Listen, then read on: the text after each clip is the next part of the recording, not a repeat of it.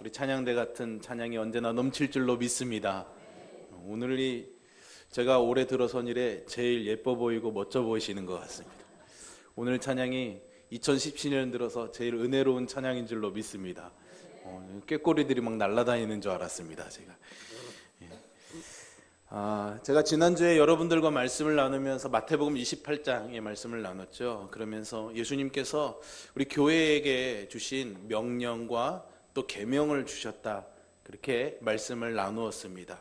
그래서 주신 그 사명과 명령은 대위임령, 그래서 우리가 선교하는 교회가 되어야겠다, 주님이 우리에게 맡겨주신 것처럼 선교하는 교회가 되어야겠다라는 것을 나누었습니다. 오늘은 이제 그런 그 계명을, 그 위임 받은 명령을, 우리가 하나님께 받은 그 선교의 사명을 잘 감당하기 위해서 구체적으로 교회와 우리 개인의 삶에서 무엇을 이루어 가야 되는가를 주님이 말씀해 주신 이 대계명에 대해서 여러분들과 말씀을 좀 나누어 보려고 합니다.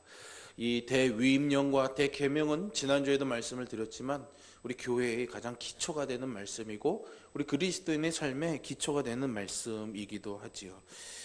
대계명은 어떻게 보면은 그냥 이렇게 이런 계명이 있다라고 말씀한 것일 수도 있지만은요, 어떻게 보면 지난주에 나는 이 대위임령, 이 사명을 어떤 방식으로 어떻게 잘 해서 복음화할 것인가, 모든 민족을 복음화할 것인가에 대한 방법을 우리에게 가르쳐주는 그런 서술이기도 합니다.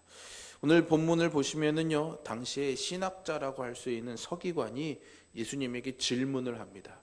예수님이 여러 사람들과 대화를 나누시죠. 근데 그 중에 보면은 예수님을 어떻게 해서든 곤란하게 만들려는 그런 어려운 질문들을 계속해서 하게 됩니다.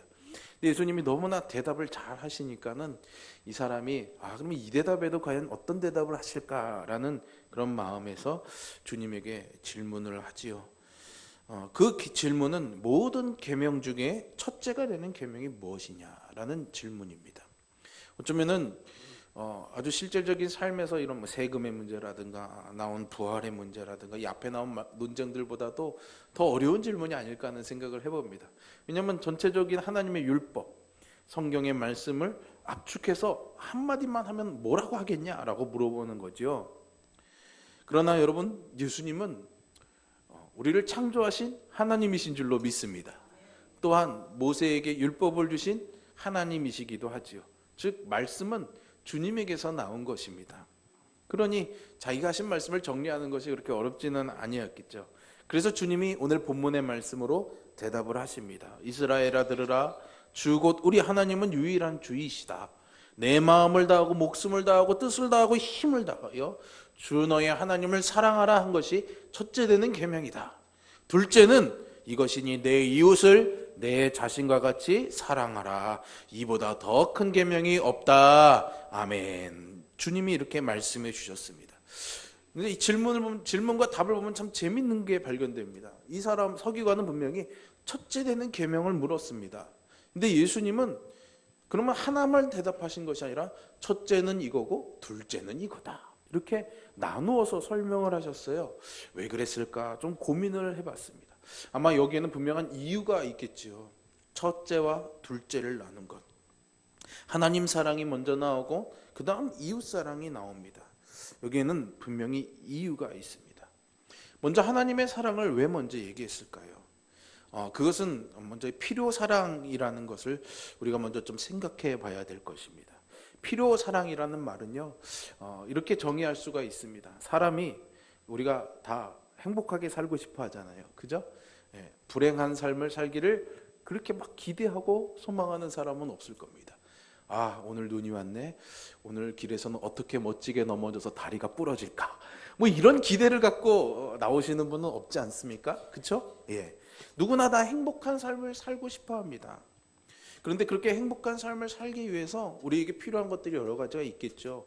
건강도 필요하고 물질도 필요하고 사람도 필요할 것입니다. 그러나 가장 핵심적으로 꼭 있어야만 되는 것, 그것을 필요 사랑이다, 이렇게 말할 수가 있을 것 같습니다. 그럼 이 필요 사랑이 어디서 올 수 있는가? 여러분, 이 땅에 우리가 있게 된 데에는 하나님의 창조가 있었기 때문에 가능한 일입니다. 즉 이 땅에 우리를 우리가 있게 하신 창조의 하나님이 또한 우리가 행복하게 살아가기를 누구보다도 가장 원하고 계시죠. 그러니까 저나 여러분이 다 행복을 추구하지만 우리가 가장 행복하게 살아가기를 바라는 분은 가장 하나님이십니다. 그렇기 때문에 우리가 행복하기 위해 가장 필요한 것을 주실 수 있는 분도 하나님이라는 것을 우리가 기억해야겠죠. 하나님에게서 아닌 다른 것에서 채워지는 것은 사실은 우리에게 완전한 만족과 행복을 줄 수가 없습니다. 다 때로는 여러 가지 것들을 인해서 우리가 행복감을 누릴 수가 있지만은요, 그런 것들은 사실은 제한적이고 또 임시적인 것에 불과한 것이죠. 영국 속담에 이런 속담이 있습니다. 하루를 행복하려면은 머리를 손질해라. 남성분들은 이발을 하고 여성분들은 파마를 하든가 그죠? 그럼 하루를 행복할 거다는. 일주일을 행복하려면은 차를 사라고 그럽니다. 근데 일주일 행복하기 위해서 차를 사는 건 제가 보기엔 너무 돈이 많이 드는 일 같아요. 이게 원래는 옛날 영국 속담이어서 차가 아니라 말을 사라 그렇게 돼 있었습니다. 그리고 한 달을 행복하려면은 결혼을 해라. 그리고 1년을 행복하려면은 새 집을 지어라. 그런 말이 속담이 있답니다. 근데 여러분 사실은 이런 속담이 있는 이유가 뭐겠습니까? 우리가 행복하고 만족하는 데는 무엇을 하든지 간에 다 어느 정도의 기한이 있다라는 거예요. 시간이 조금 지나거나 조금 그런 것들이 반복되어지다 보면은 그것이 주는 새로운 감흥과 행복 이런 것들이 점점 사라질 수밖에 없다라는 거죠. 그렇기 때문에 우리에게 영원한 만족, 행복을 이 세상에서 우리는 찾을 수가 없습니다. 영원이라는 것, 그것은 하나님에게만 있는 것이죠. 왜냐하면 하나님이 알파와 오메가 되어 주시기 때문에 이 세상의 창조의 시작도 하나님이시고 마지막도 하나님이십니다. 영원이라는 것은 하나님에게만 있는 것이죠. 이 땅에 있는 그 어떤 것도 영원이라는 단어를 누릴 수 있는 존재는 아무도 없습니다. 그렇기 때문에 우리가 영원한 만족, 영원한 행복을 기대한다면 그 영원의 근원 되시는 하나님에게 그것을 받아 누려야 될 줄로 믿습니다. 그렇기 때문에 하나님만이 저와 여러분에게 영원하고도 만족함을 주시는 완전하신 그리고 유일하신 하나님이시라는 믿음의 고백이 저와 여러분들에게 있어야 할 것입니다. 주님이 말씀하시는 의도가 여기에 있는 거죠. 하나님을 사랑하라. 여러분, 우리가 사랑을 통해서 누릴 수 있는 그 행복감은 하나님에게서만 오는 것이죠. 그런데 우리가 이 말씀을 잘못하면 오해할 수가 있습니다. 왜요? 여호와 하나님을 사랑하라. 그러니까 하나님이 마치 야, 나 사랑해줘야 돼. 니네가 사랑해주지 않으면 나 흥치 뻥 삐질 거야. 저희 막내가 요새 맨날 이렇게 합니다. 속상하면 흥치 뻥 그러고 가더라고요. 하나님이 그렇게 나 사랑 안 해주면은 너희도 사랑 안 할 거야. 이렇게 속 좁은 분이 아니잖아요. 하나님은 우리에게 사랑을 구걸하시는 분이 아닙니다. 오히려 이 말씀은요, 거꾸로 너희가 나의 사랑으로만 완전한 사랑과 행복, 만족을 경험하고 누릴 수 있다는 이 사실을 알고 내게로 와서 그것을 누리라라는 거죠. 우리가 하나님을 사랑할 수 있다면요, 사실 그것은 우리가 어떤 사랑의 만족감, 감정적인 것이든지 어떤 존재나 대상에 대한 어떤 그런 마음의 그런 풍성함을 누리고 있어서 하나님을 사랑하는 것이 아니라요, 사실은 하나님이 우리를 어떻게 사랑하셨는지를 깨닫게 될 때에만 하나님을 사랑할 수가 있는 것이죠. 즉 아무도 하나님께서 자기를 사랑하시기 전에 하나님을 먼저 사랑한 인간은 없다라는 말입니다. 그러니까 하나님을 사랑하는 이 말씀은 우리가 먼저 하나님의 사랑을 경험해야 된다는 거죠. 하나님의 사랑을 경험하지 아니하고서는 우리가 하나님을 사랑할 수가 없습니다. 그러니까 하나님이 여호와를 사랑하라 하는 이 말씀에는 너희가 내 사랑을 먼저 맛보아야지 된다라는 이 하나님의 마음이 담겨져 있는 것이죠. 하나님의 사랑 안에 거할 때면 우리가 하나님의 그 사랑을 알고 하나님을 사랑할 수 있는 것이고 마음과 목숨과 뜻과 힘을 다해서 하나님을 사랑하는 그 삶을 살아갈 수 있다라고 말씀하고 있는 것이죠. 여러분, 다윗 아시죠? 다윗의 유명한 시편이 시편 23편이지 않습니까? 여호와는 나의 목자시니 내가 부족함이 없으리로다. 어떻게 보면 다윗은 왕도 되었고 하나님이 가장 마음에 합한 사람이라니까 부자도 되었고 뭐 왕도 되었고 누릴 거 다 누리고 있으니까 오늘 시편의 이 고백처럼 23편의 고백처럼 여호와는 나의 목자시니 내가 부족함이 없습니다. 당연히 말할 수가 있겠죠 라고 생각할 수 있겠습니다.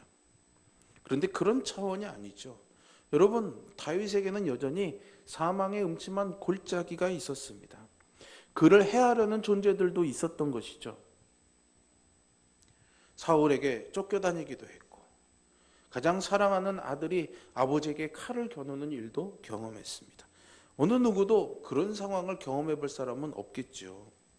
그런 상황에도 불구하고 다윗은 하나님이 자기 인생의 목자로서 자기 인생의 과거와 현재와 미래를 책임져 주시는 분이라는 사실을 믿고 있었기 때문에 내가 뭘 누리고 있어서 가지고 있어서가 아니라 그 하나님이 어떤 분이신지를 알고 있었기 때문에 자기를 만족할 수 있는 것은 하나님에게서만 오는 것이라는 것을 알고 있었기 때문에 오늘 여호와는 나의 목자시니 내가 부족함이 없습니다 라는 이 고백을 하게 되는 줄로 믿습니다. 여러분들에게도 이와 같은 고백과 하나님 사랑이 있기를 주님의 이름으로 축원합니다. 아브라함도 그렇고 모세도 그렇고 모든 믿음의 사람들이 마찬가지였습니다. 그들이 인생을 통해서 배운 것이 바로 이것이지요. 하나님만이 내가 정말 행복할 수 있는 그 피로사랑을 채워주시는 분, 그리고 내 인생의 만족과 진정한 행복, 그리고 그 기쁨을 완전하게 누리게 하실 수 있는 분이라는 것을 말입니다. 여러분, 우리가 인간으로서 누릴 수 있는 최고의 만족과 행복과 그런 사랑들은 결코 사람이나 물질에서 성취되는 것이 아니라는 사실을 우리가 잘 기억해야 하겠습니다. 오늘 본문에도 처음 시작할 때 이스라엘아 들으라 주 곧 우리 하나님은 유일한 주이시다 라고 먼저 말하고 있지 않습니까? 하나님 외에는 우리에게 진정한 행복과 만족을 줄 수 있는 존재는 어디에도 없다라는 것이죠. 오직 하나님에게서만, 유일하신 하나님에게서만 채워질 수가 있는 것입니다. 그렇다면 문제는 우리가 하나님을 사랑하는 것, 이것은 그냥 뭔가 좋아서 뭔가를 받아서 하는 그런 감정의 문제가 아니라 사실은 믿음의 문제다라는 사실을 우리가 알 수가 있습니다. 피로사랑이 하나님으로만 만족될 수 있다는 것을 우리가 믿어야지, 그것을 신뢰해야지만 우상이나 다른 어떤 것들로부터의 채움을 받으려는 그런 시도들을 우리가 그칠 수가 있게 되는 것이죠. 그렇기 때문에 하나님 사랑은 감정의 문제가 아니라 분명한 믿음의 문제입니다. 그냥 하나님을 사랑해라가 아니라 하나님께서만이 나의 완전한 만족이 된다는 것을 알고 믿어서 하나님 외에 다른 우상을 나의 지성이나 감성이나 의지의 영역에 두지 않는 것이죠. 교회가 나의 피로사랑을 채워주는 것이 아닙니다. 우리는 이곳에 와서 예배하면서 하나님의 사랑을 바라봐야 되고 그분의 얼굴을 바라봐야 되는데 어떻게 보면은 어쩜 분위기 좋은 그런 예배의 분위기, 뭔가 차 마시는 좋은 그런 분위기들을 먼저 찾고 있지는 않습니까? 그런 것으로 인해서 위로받고 또 그런 것으로 인해서 또 우리가 사랑을 경험할 수도 있겠죠. 그러나 그것이 완전하지는 않습니다. 오직 하나님에게서만 채워질 수가 있는 것이죠.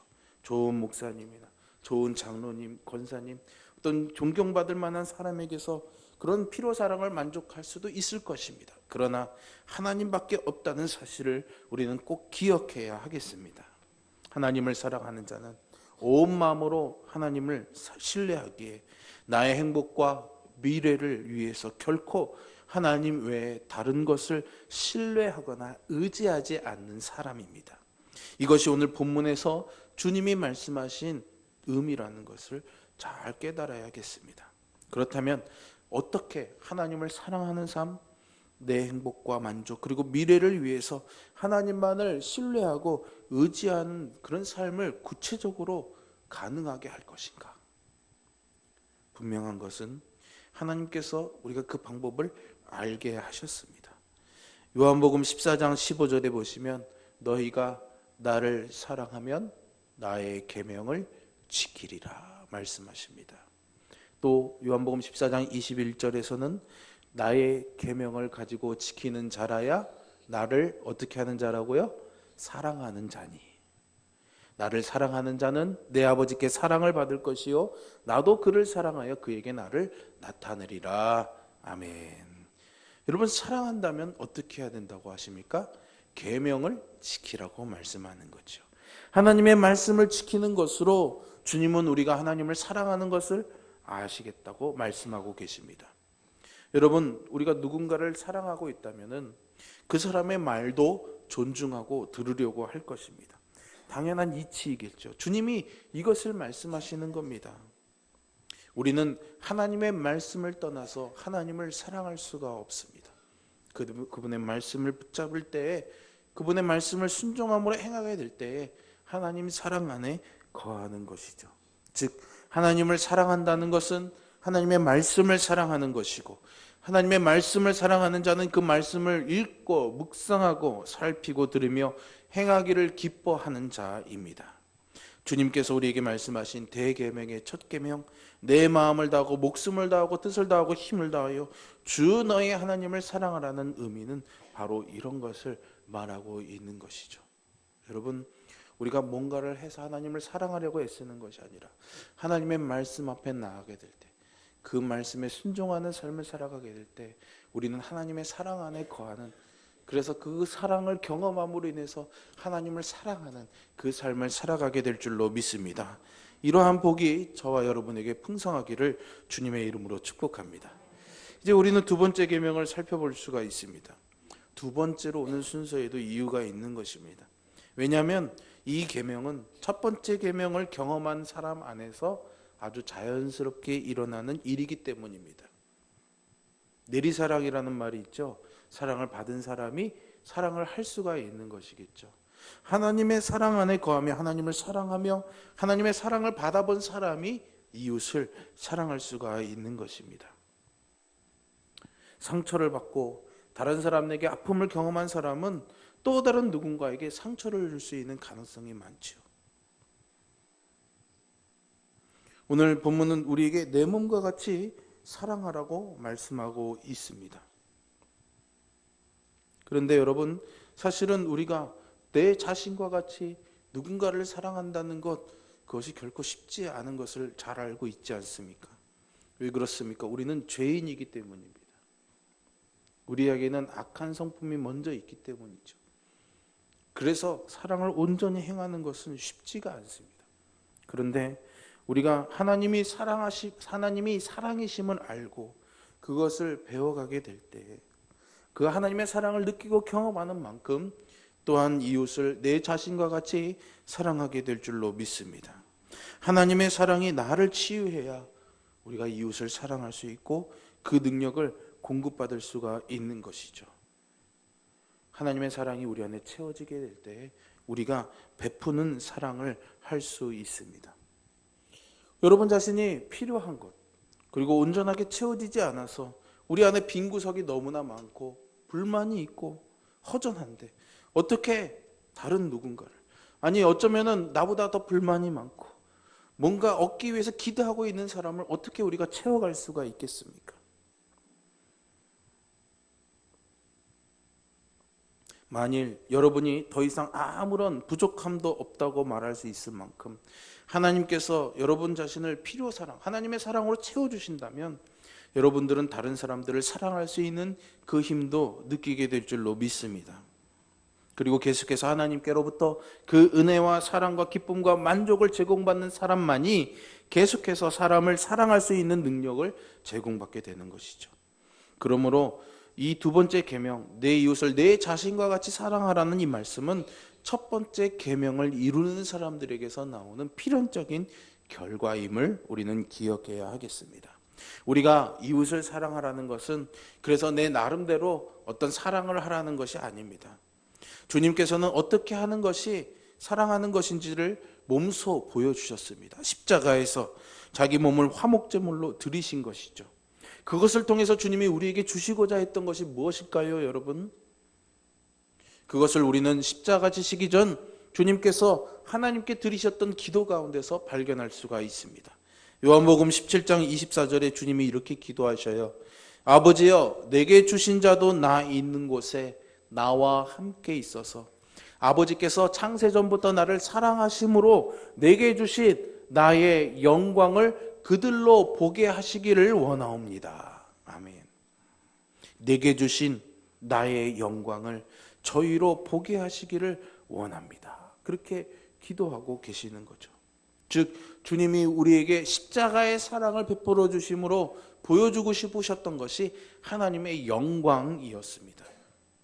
주님의 얼굴에 나타난 하나님의 영광을 보는 것이 우리의 소망이 되어야 되는 것이죠. 이것이 주님께서 우리를 사랑하셔서 주시고자 하셨던 최고의 것입니다. 그렇기 때문에 우리가 이웃 사랑하는 이 하나님의 계명을 위해서 살기 위해서는 이와 같은 주님의 마음을 가져야 되는 것이죠. 그저 선행을 베풀고 뭔가를 잘하는 것, 그것은 당연한 일이지만 그것의 궁극적인 목적은 주님이 십자가의 사랑에서 우리에게 주신 것처럼 하나님의 영광을 보게 하는 것입니다. 내가 베푸는 사랑으로, 내가 베푸는 섬김을 통해서 그들이 하나님을 보는 거죠. 그래서 첫째 계명이 또 이루어지는 겁니다.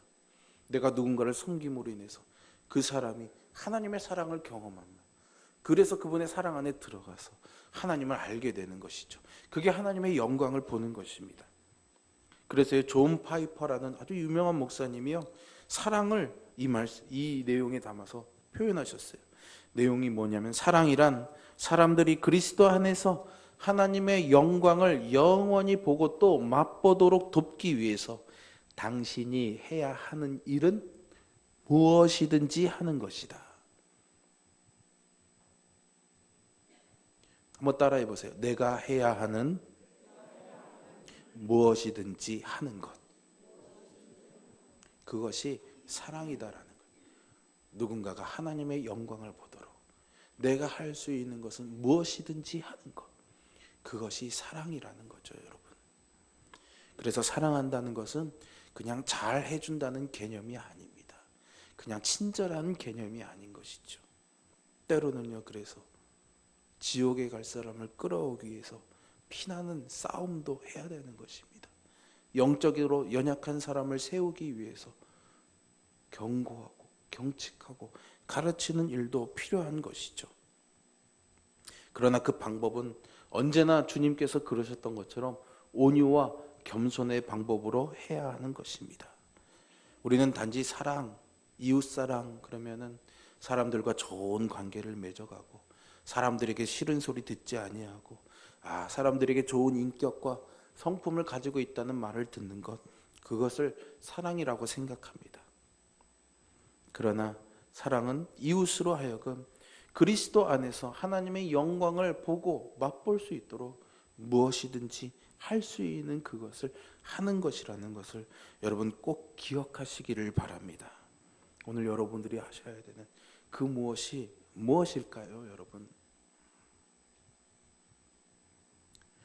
우리가 어떻게든 믿음이 연약해서 잘하지 못하는 사람을 보게 될 때, 아니 복음에 대해서 전혀 마음이 열리지 않는 사람들을 볼 때 그를 어떻게 해서라도 도와주어서 그가 하나님의 영광을 볼 수 있도록 해주고요, 또 그렇게 성장할 수 있도록 하는 그 사람, 그것을 해나가는 사람들이 교회 안에 가득해진다고 생각해 보시기 바랍니다. 오늘날 이 세상에서 살아가는 그리스도인들이 그런 은혜 가운데서 이웃을 사랑한다고 한번 그렇게 생각해 보십시오. 아마도 이 세상의 사람들이 모두 다 주님을 보게 될 것입니다. 그때 주님께서는 우리에게 이 세상이 감당치 못할 그 수많은 사람들을 교회로 보내주실 것이고, 우리가 그런 그들을 사랑함으로 그들에게 복음을 심어주고 하나님의 영광을 보게 되고, 또 그것을 통해서 그들이 또 나가서 누군가를 사랑함으로 또 그들에게 하나님의 영광을 보게 하는, 그래서 점점 대위임령으로 맡겨주신 선교의 일을 우리가 해나가는 것이죠. 이것이 교회의 능력인 줄로 믿습니다. 교회가 가진 힘이 여기에 있는 것이죠. 저는 하나님께서 이런 은혜를 오늘 우리 교회에게 베풀어 주시기를 간절히 소원하고 기대합니다. 이것이 하나님이 우리 교회에 주신 비전이고 또한 저와 여러분의 꿈이 되어야 될 줄로 믿습니다. 우리의 피로 사랑이 하나님께로부터만 채워진다는 사실을, 그리고 여러분 그것을 경험하기를 간절히 소망하시기 바랍니다. 그리고 그것을 경험하며 기쁨을 누리시면서 이제는 우리의 이웃들에게 무엇이든지 할 수 있는 그것을 하시면서 그들이 하나님의 영광을 볼 수 있도록 내 자신처럼 그들을 사랑하며 사는 저와 여러분이 되기를 간절히 소망합니다. 하나님께서 그런 은혜를 우리 교회에, 그리고 예배하는 이 시간, 이 자리에 있는 저와 여러분들에게 허락해 주시기를 주님의 이름으로 축원합니다. 기도하겠습니다. 살아계신 아버지 하나님, 오늘도 하나님 사랑, 이웃 사랑의 마음을 주님 말씀 통해서 우리에게 허락하여 주시니 감사합니다. 마음의 감동과 마음에 주신 그런 소망들을 그냥 이 자리를 떠나며 잊지 말게 하시고, 우리 삶 속에서 정말 하나님의 사랑 안에 거하며 말씀 붙잡고 또 이웃에게 하나님의 영광을 보여주기 위하여 무엇이든지 하며 살아가는 이웃사랑의 삶을 사는 우리 모두가 되게 하여 주시어서, 홍천교회가 또 홍천교회에 속한 모든 성도들이 하나님이 맡겨주신 귀한 사명과 계명을 잘 지켜나가는 그런 하나님의 기쁨이 되는 백성이 되게 함께하여 주시옵소서. 감사드리며 예수님의 이름으로 기도합니다. 아멘.